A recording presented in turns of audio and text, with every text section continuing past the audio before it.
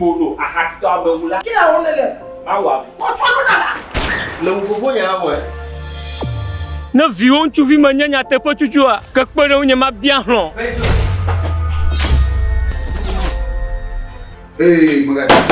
Sisi. Amigale no te ko. Ke mana du buwa. Ah, don ka sum. Apito se. Na lo dona e ma ti ba ko ye do be ma. Mi ma kata da we ma pupu ma. Asisho bon na ko ya beto. Puto ni manyore. Ma ba pu mo ne ko nke ye wa. Ngbe ko nya ina so aro to ka so de mi na ya gbo do me na ma lo le yo ngu de nti. Ayi bejo la be ma mi jojo ma mo po ma. Sonye. Nenyi sonye le wa. Na le na.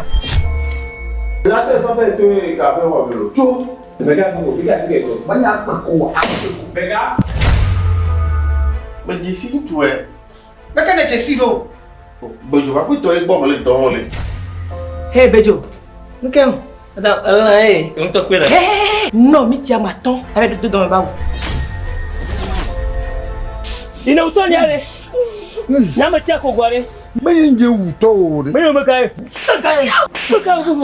Bojo ja ba wa me agbe ma. Ajeshi dede ya. Yeah.